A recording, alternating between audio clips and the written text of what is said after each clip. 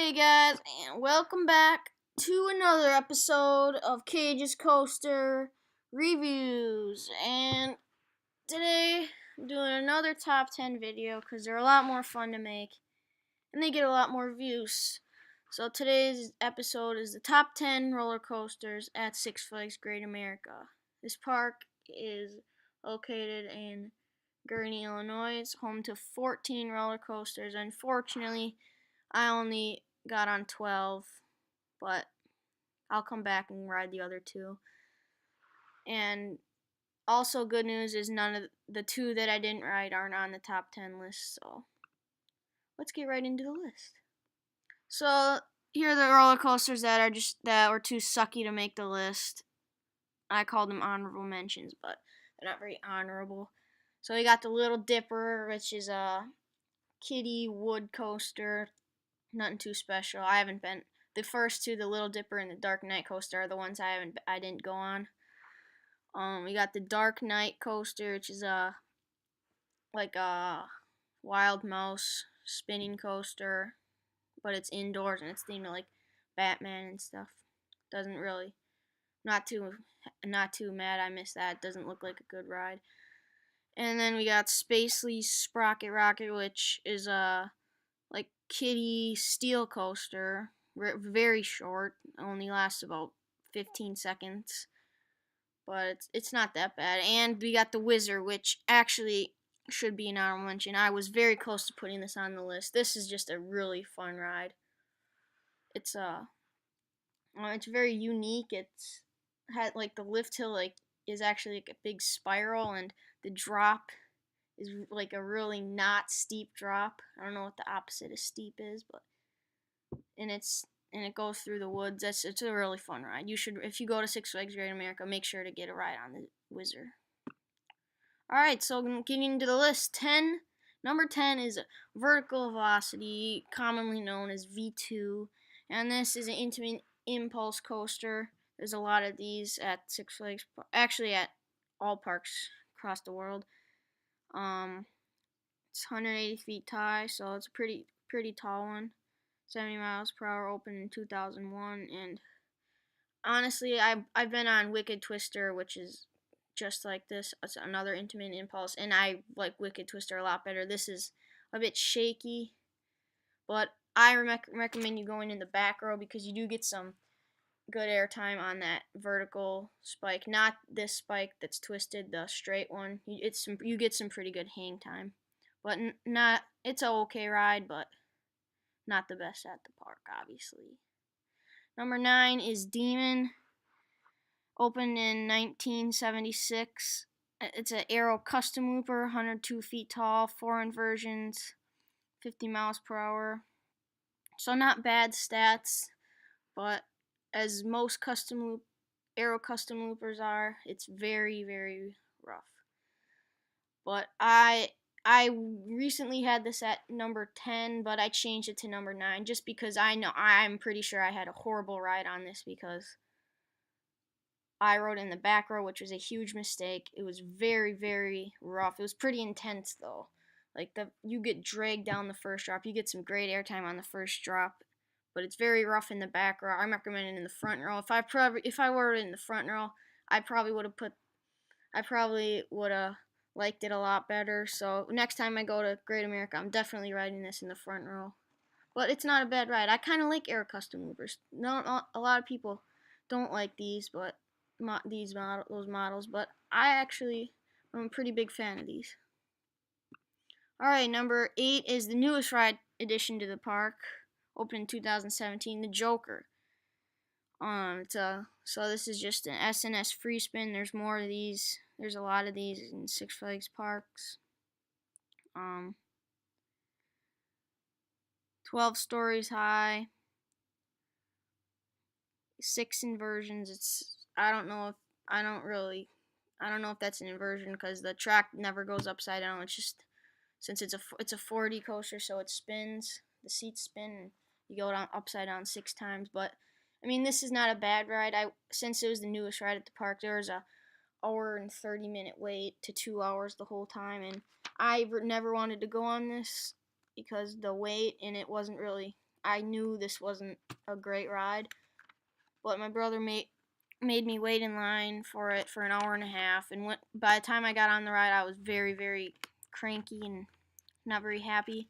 But I mean, it's not a bad ride. It's fun because you don't even know, you don't have no idea of where you are and where you're going, and it's pretty smooth. It's not very intense, but it's a pretty fun ride.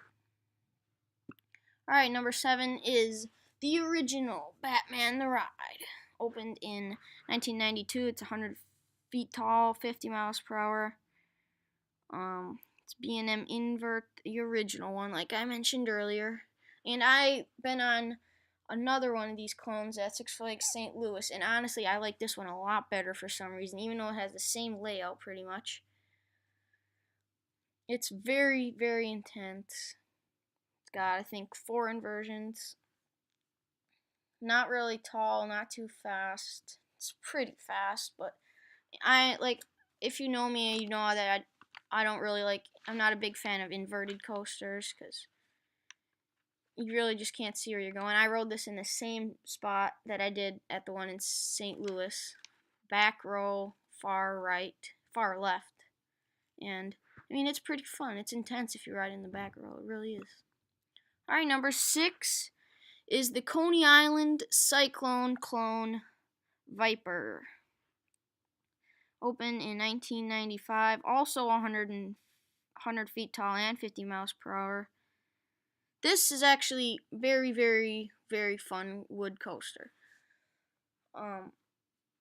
It's a lot of people think it's rough and don't like rough rides, but I like rough rides. I mean, I don't really mind the roughness. I didn't find it to be too rough. It's got decent airtime. This is a solid coaster, fits well in, and it fits well with this park's lineup. All right, number 5 is the B&M Wing Coaster X-Flight. It has 5 inversions, goes 55 miles per hour, 120 feet. Opened in 2012, so the third newest coaster. And this is a very, very fun ride. I'm a big fan of wind coasters. This is my second one. I've also been on Gatekeeper at Cedar Point, which is better, which I like better, but it's still a lot of fun. It's my favorite part, which is a lot of people's favorite parts, is the near miss elements where you do that. I think it's an inline twist through like a control tower and this other structure, and this is just really fun. But also did a review on this, and my only complaint was that the restraints tighten up as you go through the ride, and when you come back to the station, it's pretty hard to breathe because they're so tight on your chest. But overall, this is a really good roller coaster. All right, number 4 is Superman Ultimate Flight. This is a B&M flying coaster. A lot of B&Ms in this park. Opened in 2003 when I was born. 106 feet high, tall. 51 miles per hour, 2 inversions, including a pretzel loop and an inline twist. And the reason I put this on number 4 is just for one reason, and that is the pretzel loop. It's about one of the best experience you could ever have on a roller coaster. It's so intense. Like after the first drop, you go right into it. As you see, it's about in the middle of this picture right here. So you just shoot up right after the first drop, and then you go get some pretty good positive G's as you like go on your back and your head, and it's very forceful, very intense, but it's so much fun. You gotta ride this in the front row because you get a good view and it's very intense. All right, number 3 is the classic American Eagle. And this is a wooden racing coaster. I rode this on both sides.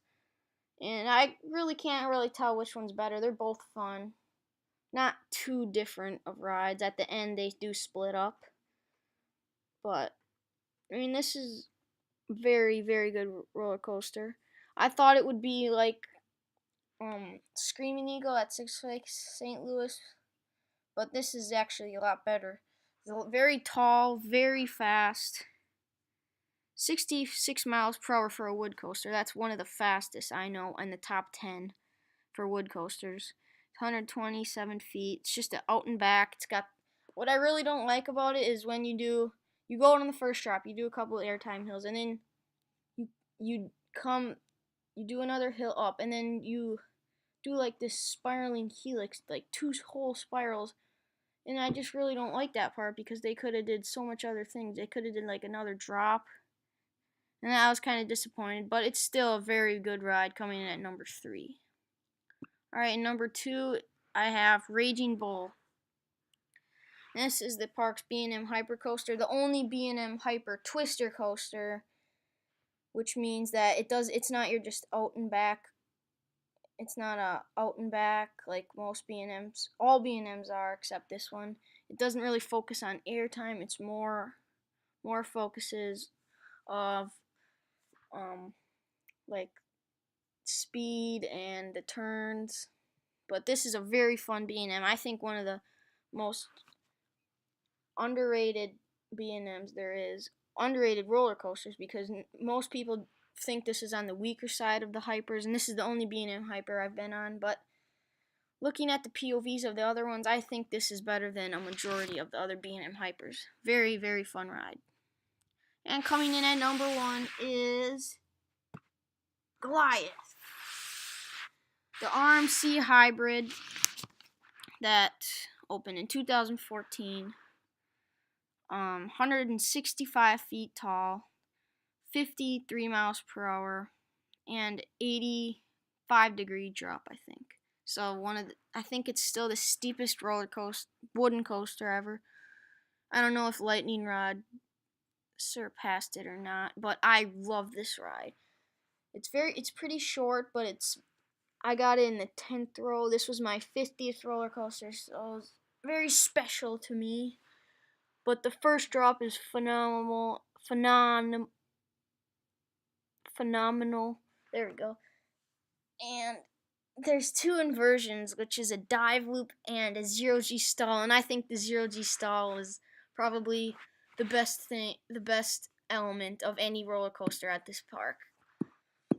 I mean, you get some very good hang time, and you're upside down, and it's very, very fun. And the dive loop's really fun. It's a pretty intense ride.